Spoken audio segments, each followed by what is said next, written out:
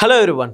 తెలంగాణలో Jubilee hills ఉప ఎన్నికలు ఇప్పుడు చాలా ఉత్కంఠభరితంగా మారాయని చెప్పాలి. సో ఏ పార్టీ నుంచి ఎవరెవరు ఇప్పుడు పోటీ చేయబోతున్నారో తెలుసుకుందాం. ప్రస్తుతం స్టూడియోలో సిఎస్ రావు గారు ఉన్నారు, జర్నలిస్ట్. వెల్కమ్ చెప్పేద్దాం.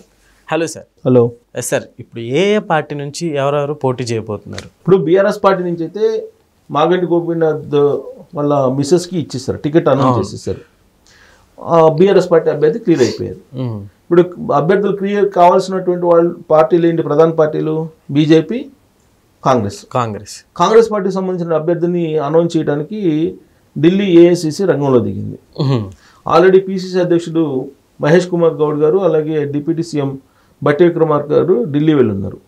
వాళ్ళు ఢిల్లీలో ఉన్నారు. ఢిల్లీలో ఈ అభ్యర్థుల ఎంపిక మీద కసరత్తు జరుగుతుంది. కాంగ్రెస్ పార్టీ నుంచి వినిపిస్తున్నటువంటి పేర్లలో ప్రధానమైనది ఏంటి?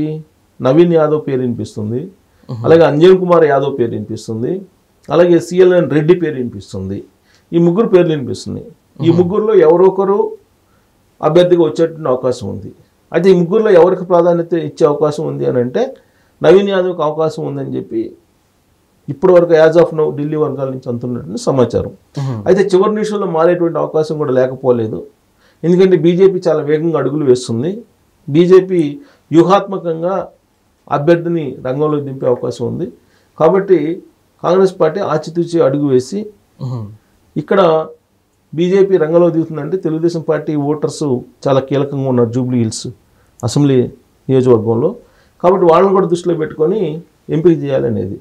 ఎందుకంటే జూబ్లీ హిల్స్లో సామాజిక వర్గ పరంగా తీసుకుంటే ముస్లిమ్స్ కానీ, యాదవులు కానీ, కమ్మ సామాజిక వర్గం కానీ, సినిమాకు సంబంధించినటువంటి సెలబ్రిటీస్ వీళ్ళు ఉన్నారు ప్రధానంగా. అయితే ఇక్కడ మాగంటి గోపీనాథ్ వరుసగా గెలుస్తూ వచ్చారు. అంటే కమ్మ సామాజిక వర్గం సాలిడ్గా అతనికి సపోర్ట్ చేసింది. ఎందుకు? తెలుగుదేశం పార్టీ లేదు కాబట్టి తెలంగాణలో. అదే తెలుగుదేశం పార్టీ రంగంలో ఉంటే కమ్మ సామాజిక వర్గం పూర్తి స్థాయిలో సపోర్ట్ చేసే అవకాశాలు ఉండవు. అందుకే ఈ మధ్యకాలంలో కేటీఆర్ గారు లోకేష్ గారికి ఫోన్ చేయటం, నా తమ్ముడు ఫోన్ చేస్తే తప్పేంటి, కలిస్తే తప్పేంటి, బహిరంగంగానే కలుస్తాం అని చెప్పి మాట్లాడటం మొదలుపెట్టాడు. సో ఇవన్నీ కూడా జూబ్లీ హిల్స్ ఉప ఎన్నికకు సంబంధించినటువంటి జిమిక్స్. ఏమైనా పనిచేస్తాయి అంటారు ఇవి?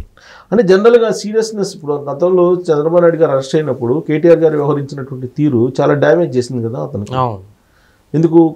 చంద్రబాబు నాయుడు గారిని అరెస్ట్ చేసి రాజమండ్రి సెంట్రల్ జైల్లో ఉంచితే ఆయన అభిమానులు కానీ, లేదా తెలుగుదేశం పార్టీ సింపథైజర్స్ కానీ వాళ్ళందరూ రోడ్ల మీదకి వచ్చి నిరసన వ్యక్తం చేస్తుంటే ఆ రాష్ట్రంలో సంబంధించిన సమస్య ఈ రాష్ట్రానికి ఎందుకు, మీరు ఇక్కడ చేయొద్దు, మీరు కావాలంటే వెళ్ళి ఆ రాష్ట్రంలో చేసుకోండి అని చెప్పి ఆయన దురుసుగా మాట్లాడారు. భారతదేశంలో ఉన్నాం, భారతదేశంలో తెలంగాణ కూడా ఒక భాగం అనే సోయి కూడా లేకుండా మాట్లాడారు అనేది ఆయన మీద అప్పట్లో కమ్మ సమాజం వర్గం కొంత వ్యతిరేకంగా మాట్లాడింది. సో ఇప్పుడు ఆయన ప్రతిపక్షంలో ఉన్నాడు కేటీఆర్. ఇప్పుడు ఉప ఎన్నిక వస్తుంది. ఈ ఉప ఎన్నిక అనేది చావోరే పరిస్థితి బీఆర్ఎస్ పార్టీకి. ఎందుకంటే ఆంధ్రప్రదేశ్ కన్నా కూడా తెలంగాణలో ఈ జూబ్లీ హిల్స్ ఉప ఎన్నిక సంబంధించి ప్రతిష్టాత్మకంగా బీఆర్ఎస్ పార్టీ తీసుకుంది. ఎందుకు? ఇక్కడ ఇప్పుడు బీఆర్ఎస్ పార్టీ కనుక ఇక్కడ గెలవకపోతే రాబోయేటువంటి ఎన్నికల్లో కూడా బీఆర్ఎస్ పార్టీకి స్థానం లేదనేటువంటి సంకేతం వెళ్ళిపోయే అవకాశం ఉంది. ఇప్పటి వరకు బీఆర్ఎస్ పార్టీ ఏం చెప్తుంది? కేసీఆర్ గారిని ఓడించి చాలా తప్పు చేసామని చెప్పి తెలంగాణ సమాజం భావిస్తుంది, రేవంత్ రెడ్డి గారిని అనవసరంగా గెలిపించామని చెప్పి లెంపలు వేసుకుంటున్నారు అని చెప్పి ప్రచారం చేస్తున్నారు కేటీఆర్ గారు. ఇప్పుడు జూబ్లీ హిల్స్ ఉప ఎన్నికల్లో కనుక బీఆర్ఎస్ పార్టీ గెలవకపోతే తెలంగాణ సమాజం ఏమనుకుంటుంది అనేదానికి సమాధానం వస్తుంది. సో కాబట్టి ప్రతిష్టాత్మకంగా తీసుకున్నారు బీఆర్ఎస్ పార్టీ వాళ్ళు. ఎందుకంటే సిట్టింగ్ ఎమ్మెల్యే స్థానాన్ని కూడా నిలుపుకోలేకపోతే బీఆర్ఎస్ పార్టీ పరిస్థితి ఏంటి అనేది ఒక ప్రశ్న వస్తుంది. కాబట్టి ప్రతిష్టాత్మకంగా తీసుకుంటుంది. అంతే ప్రతిష్టాత్మకంగా కాంగ్రెస్ పార్టీ కూడా తీసుకుంటుంది. మరి బీజేపీ తీసుకుంటుందా అని అంటే బీజేపీ ఏంటి? డ్యూయల్ గేమ్ ఆడుతుంది. ఇప్పుడు కూడా మొదటి నుంచి కూడా 23 అసెంబ్లీ ఎన్నికల్లో అలాంటి గేమ్ ఆడింది, 24 లోక్సభ ఎన్నికల్లో కూడా అదే గేమ్ ఆడింది. సార్, ఇప్పుడు ఈ ఉప ఎన్నికల్లో ఏపీ నుంచి ఏమన్నా వీళ్ళకి సపోర్ట్ దొరుకుతుందంటే ఏమంటారు బీజేపీకి? ఇప్పుడు బీజేపీ వ్యూహాత్మకమైన అడుగులు వేస్తుందా, లేదంటే లోపాయికారిగా బీఆర్ఎస్ పార్టీకి సపోర్ట్ చేస్తుందా అనేది ఆధారపడి ఉంది. ఇప్పుడు 23 ఎన్నికల్లో బీఆర్ఎస్ పార్టీని అధికారంలో తీసుకురావడానికి బండి సంజయ్ని బీజేపీ అధ్యక్షుడిగా అప్పటికప్పుడు తొలగించారనేటువంటి ఒక అపవాదం ఆ పార్టీ మీద ఉంది.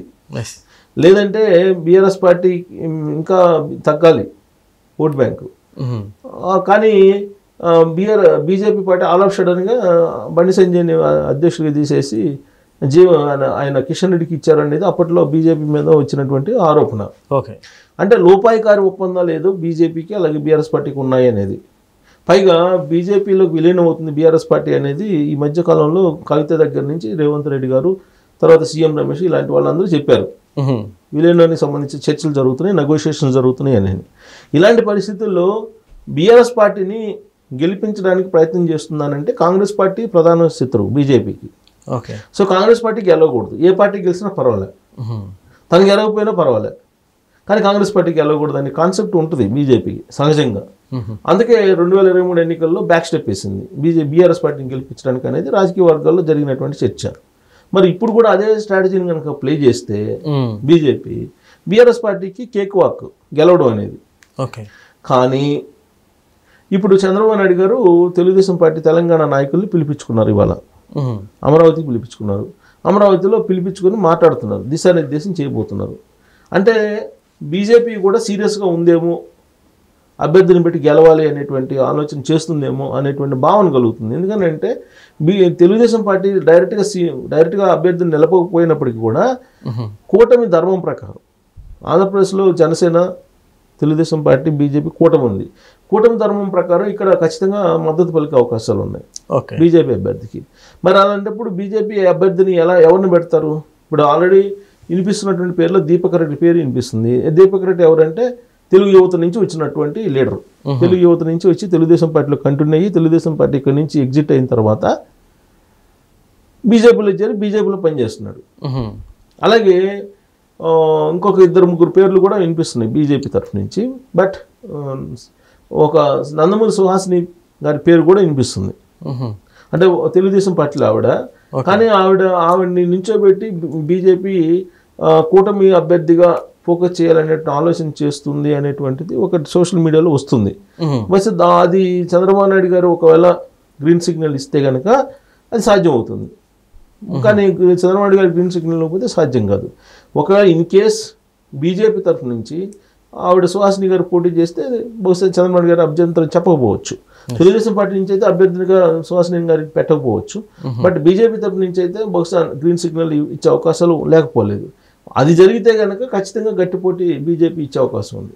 ఎందుకంటే నందమూరి ఫ్యామిలీ అనేది ఒక బ్రాండ్, ప్లస్ ఎన్టీఆర్ మనవరాలు అనే బ్రాండ్ ఉంది, జూనియర్ ఎన్టీఆర్ వాళ్ళ సిస్టర్ అనే బ్రాండ్ ఉంది. గత ఎన్నికల్లో పోటీ చేసి ఓడిపోయారు కూకట్పల్లిలో. సో రాజకీయాల్లో అంత అనుభవం లేకపోయినప్పటికీ కూడా బీజేపీ తరఫు నుంచి అన్నిటిని పెట్టి ఒక బలమైనటువంటి అభ్యర్థిని మేము పెట్టాము అని చెప్పుకోవడానికి ఉపయోగపడుతుంది. బట్ గెలుస్తారా అని అంటే మరి జనసేన, బీజేపీ, తెలుగుదేశం పార్టీ 3 కలిసి నిజంగా గ్రౌండ్ లెవెల్లో సీరియస్గా చేస్తే డెఫినెట్గా గట్టి పోటీ ఇచ్చే అవకాశం ఉంది. మరి అంత పోటీ ఇస్తారా, అసలు ఆవిడ నిలబెడతారా అని అంటే డౌటే. అసలు బీజేపీ అభ్యర్థి ఎవరు అనేది కూడా వాళ్ళకి బీజేపీ సరైనటువంటి అభ్యర్థి కూడా దొరకట్లా. ఓకే సార్, అట్లానే ఇప్పుడు కాంగ్రెస్ అధికారంలో ఉంది కదా, సో ఒకవేళ కాంగ్రెస్ ఎలా ఉండిద్ది అనుకోవచ్చు? కాంగ్రెస్ ఎట్టి పరిస్థితుల్లో సర్వశక్తులు ఒడుతుంది గెలవడానికి. ఎట్టి పరిస్థితుల్లో సర్వశక్తులు ఒడ్డి రేవంత్ రెడ్డి గారు తన గ్రాఫ్ నిలిపెట్టుకునే ప్రయత్నం చేస్తారు. సో ఆ క్రమంలో మరి ఎంఐఎం పాత్ర ఏంటి అనేది దాని మీద ఆధారపడి ఉంటుంది. ఒకవేళ ఎంఐఎం కనుక బీఆర్ఎస్ పార్టీకి గతంలో మాదిరిగా సపోర్ట్ చేస్తే బీఆర్ఎస్ పార్టీ ఎడ్జ్ ఉంటుంది. లేదు కాంగ్రెస్ పార్టీ సాలిడ్గా కనుక ఎంఐఎం చేసి ముస్లిం ఓట్ బ్యాంక్ అంతా కాంగ్రెస్ కానీ పడితే బీఆర్ఎస్ పార్టీ ఓడిపోయే అవకాశాలు ఉంటాయి. అధికారంలో ఉంది కాబట్టి వారు వన్ సైడ్ అయిపోద్ది అనుకోవచ్చు సార్. మనం కాంగ్రెస్ అలాంటి పరిస్థితి తెలంగాణలో కనిపించట్లేదు. వారు వన్ సైడ్ అయిన పరిస్థితి కనిపించట్లేదు ఆంధ్రప్రదేశ్లో లాగా. ఇప్పుడు వారు అధికారంలో ఉంది కాబట్టి కాంగ్రెస్ పార్టీ జూబ్లీ హిల్స్ ఉప ఎన్నికల్లో కాంగ్రెస్ పార్టీ చాలా ఈజీగా గెలుస్తుందని చెప్పే పరిస్థితి లేదు. ఈవెన్ సర్వేల్లో కూడా ఇప్పుడు సర్వే సంస్థలు అంటే ఎవరి పార్టీ సర్వే సంస్థలు అమ్ముకుంటున్నారు. ఏ పార్టీకి ఆ పార్టీ సర్వే సంస్థలు కొనేస్తున్నాయి. వచ్చినటువంటి సర్వేని అనుకూలంగా మార్చుకుని ప్రచారానికి ఉపయోగించుకుంటున్నాయి. ఇప్పుడు బీఆర్ఎస్ పార్టీ కొన్ని సర్వేలను రిలీజ్ చేసింది. బీఆర్ఎస్ పార్టీ తరఫు నుంచి కొన్ని సర్వేలు రిలీజ్ చేసినటువంటి వాళ్ళు బీఆర్ఎస్ పార్టీ గెలుస్తుందని చెప్తున్నారు. నిన్న కాక మొన్న కాంగ్రెస్ పార్టీకి సంబంధించిన ఒక సర్వే వచ్చింది, కాంగ్రెస్ పార్టీకి సపోర్ట్ చేస్తూ, అంటే కాంగ్రెస్ పార్టీ అధికారంలోకి వస్తుందని చెప్పి జూబ్లీ హిల్స్ ఎన్నికల్లో గెలుస్తుందని చెప్పి కొన్ని సర్వే సమస్యలు వచ్చాయి. అలాగే కాంగ్రెస్ పార్టీ అలాగే బీఆర్ఎస్ పార్టీ కొన్ని పేపర్లు కూడా తెలంగాణ స్క్రైబ్ అని ఒకటి, తెలంగాణ నిజం అని ఒకటి, ఇలా రకరకాలుగా పేపర్లు పేర్లు పెట్టుకొని ఆ పార్టీ మీద ఈ పార్టీ, ఈ పార్టీ మీద ఆ పార్టీ దుమ్ము లేపుకుంటున్నాయి, దుమారం లేపుకుంటున్నాయి, దుమ్మేసుకుంటున్నాయి. సో కాబట్టి ఈ సర్వేలు కూడా నమ్మడానికి లేదు. మనం సర్వేలు కూడా అమ్ముడుపోతాయి, సర్వే సంస్థలు అమ్ముడుపోతాయి. డబ్బులు ఇచ్చేస్తే ఎవరికి కావాలంటే వాళ్ళకి అంకెలు మార్చేస్తాయి. దాదాపుగా 100% అదే పరిస్థితి నెలకొంది. కాబట్టి ఈ సర్వేలు కూడా నమ్మడానికి లేదు. ఒకటి మాత్రం చెప్పచ్చు, జూబ్లీస్లో ఉండేటువంటి పరిస్థితి, సామాజిక వర్గాల పరిస్థితి కానీ లేదంటే అక్కడ ఈక్వేషన్ కానీ గమనిస్తే ఎంఐఎం కనుక కాంగ్రెస్ పార్టీకి గట్టిగా చేస్తే, హార్ట్ఫుల్గా చేస్తే జూబ్లీస్లో కాంగ్రెస్ పార్టీ గెలిచే అవకాశం ఉంటుంది. లేదని అంటే గతంలో మాదిరిగా బీఆర్ఎస్ పార్టీకి తెర వెనుక సపోర్ట్ చేస్తే మాత్రం బీఆర్ఎస్ పార్టీ గెలిచే అవకాశాలు ఉంటాయి. So Telugu Desam party, BJP, Janasena కలిసి అభ్యర్థిని నించోబెట్టినా కానీ బలమైనటువంటి గట్టి పోటీ ఇవ్వగలమేమో కానీ బట్ ఓటు మాత్రం కాంగ్రెస్ పార్టీ నుంచి చీల్చే అవకాశం ఉంది. కాంగ్రెస్ పార్టీ ఓటు బ్యాంక్ని అలాగే బీఆర్ఎస్ పార్టీ ఓటు బ్యాంక్ని కూడా ఎక్కువ చీల్చే అవకాశం ఉంటుంది. ఎందుకంటే నిజంగా సీరియస్గా చేస్తే బీఆర్ఎస్ పార్టీ ఓట్లు భారీగా చీలిపోతాయి. ఇది బీజేపీ అభ్యర్థిని పెట్టి తెలుగుదేశం పార్టీ కనుక డైరెక్ట్గా రంగంలోకి దిగి తెలుగుదేశం పార్టీ లీడర్లు కనుక పనిచేస్తే బీఆర్ఎస్ పార్టీకి భారీగా నష్టం చేకూరే అవకాశం ఉంది, కాంగ్రెస్ పార్టీకి స్వల్పంగా నష్టం చేకూరే అవకాశం ఉంది. ఈ బీజేపీ కనుక గట్టిగా పోటీ చేస్తే కనుక బీఆర్ఎస్ పార్టీ ఓడిపోయే అవకాశం ఉంది, కాంగ్రెస్ పార్టీ గెలిచే అవకాశాలు ఉంటాయి. సో ఇది ఈక్వేషను. ముస్లిమ్స్ ఎంఐఎం కానీ సపోర్ట్ చేస్తే కాంగ్రెస్ పార్టీ గెలుస్తుంది, లేదంటే కష్టం. ఇప్పుడు బీజేపీ అభ్యర్థిని పెట్టి గట్టిగా కనుక పోటీ చేసి గట్టిగా గ్రౌండ్ లెవెల్లో పనిచేస్తే తెలుగుదేశం పార్టీ, జనసేన, బీజేపీ 3 కలిసి ఒకవేళ గెలుపు లేకపోయినప్పటికీ కూడా బీఆర్ఎస్ పార్టీ నుంచి ఓట్లు భారీగా చీల్చుకునే అవకాశం ఉంది, కాంగ్రెస్ పార్టీ గెలిచే అవకాశాలు ఉంటాయి. Okay sir, thank you.